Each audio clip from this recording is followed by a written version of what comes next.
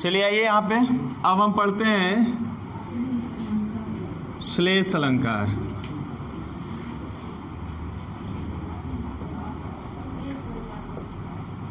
क्या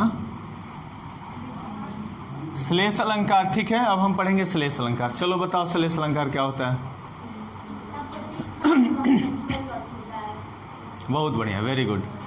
तो ध्यान से देखो, जो श्लेष होता है ना, श्लेष का अर्थ ही होता है चिपके रहना या चिपकना, है ना। श्लेष का अर्थ क्या होता है? चिपकना या चिपके रहना। मतलब जहां एक ही शब्द में कई अर्थ चिपके रहते हैं वहां पे कौन सा अलंकार होगा? श्लेष अलंकार होगा, है ना। जहां पे एक ही शब्द में बहुत सारे अर्थ, दो या दो से अधिक अर्थ, ऐसे भी लिख सकते हो, दो या दो से अधिक अर्थ चिपके रहते हैं, वहां पे हमारा श्लेष अलंकार होता है। मैं लिख रहा हूं, देखो ध्यान से। कह रहा है श्लेष का अर्थ, श्लेष का अर्थ चिपकना या चिपके रहना होता है।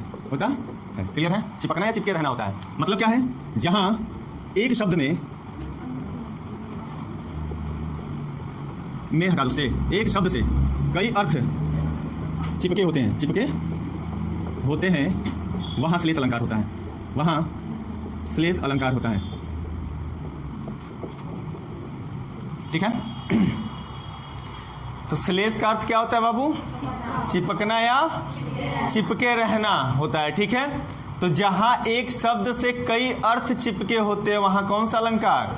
श्लेष अलंकार होता है। क्लियर है? मैं उदाहरण लिख रहा हूं, तब तक आप परिभाषा लिख सकते हो। मैं एग्जाम्पल लिख रहा हूं।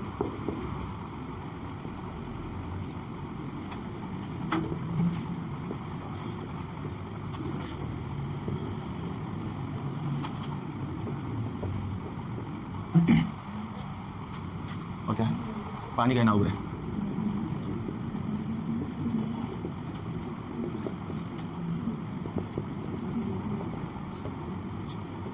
एक ये है,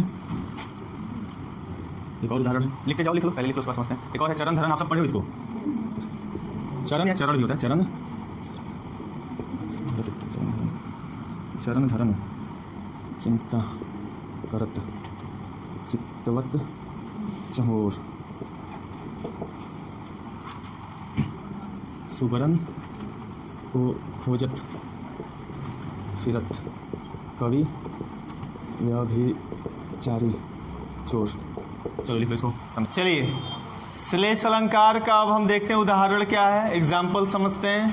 कह रहा है रहीमन पानी राखिए बिन पानी सब सून, पानी गए ना उबरे मोती मानुष चून। तो यहाँ पे इसका मतलब क्या है? कह रहा है, ध्यान से सुनिएगा, जहां पे शब्द एक ही आएगा, शब्द कितना आएगा? एक आएगा, लेकिन उसके जो अर्थ होंगे वो क्या होंगे? कई सारे अर्थ निकलेंगे। ठीक है। जैसे यहाँ पे जो पानी शब्द आया है, यहाँ पे पानी शब्द के तीन तीन अर्थ हैं। कितने अर्थ हैं?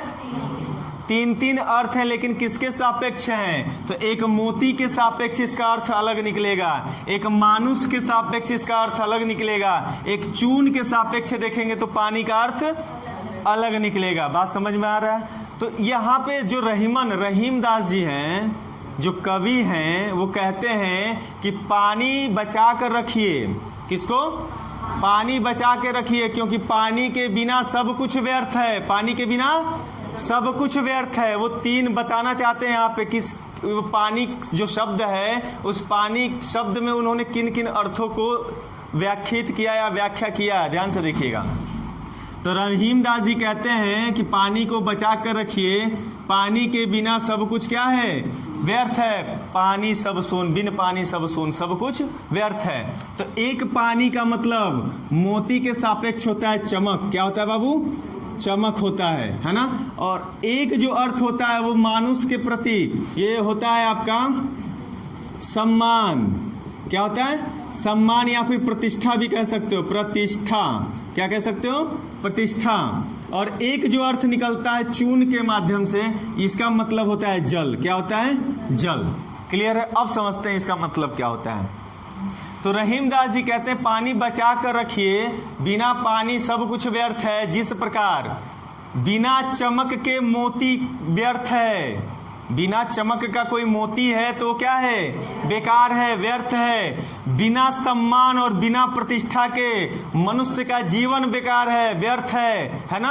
अब बिना जल का चूर्ण, चूर्ण का मतलब यहाँ चूड़ से लिया गया, चूड़ का मतलब होता है पाउडर, और पाउडर का मतलब यहाँ पे आटा से लिया गया है। इसका अर्थ किससे लिया गया है, आटा से, जो गेहूं का आटा होता है। बिना आटा बना के उसको आप रोटी बना पाओगे, नहीं बना पाओगे। तो उसमें जल डाल के आटा को गूंथना पड़ेगा, आटा को गूंथने के बाद रोटी बनेगा।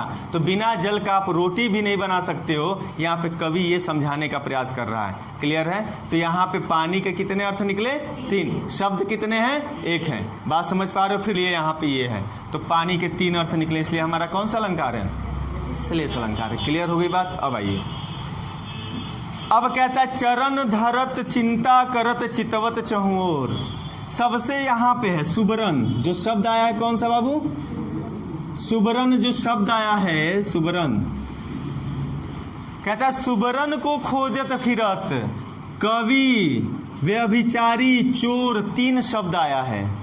तो इस सुबरन का भी कितना अर्थ निकलेगा, 3। किसके अर्थ में, एक बार कवि के सापेक्ष देखेंगे, एक बार व्यभिचारी के सापेक्ष देखेंगे, एक बार चोर के सापेक्ष देखेंगे।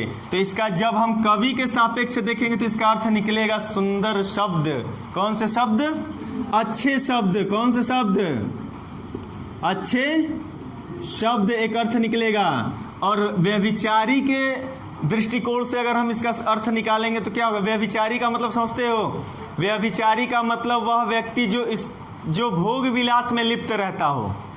व्यभिचारी का मतलब जो भोग विलास में लिप्त रहता, तो जो भोग विलास में लिप्त रहेगा उसके लिए अगर अर्थ निकालेंगे सुवर्ण के लिए तो निकलेगा सुंदर स्त्री। वो सुंदर स्त्री ढूंढ रहा है, क्या ढूंढ रहा है, वो सुंदर स्त्री ढूंढ रहा है। ठीक है।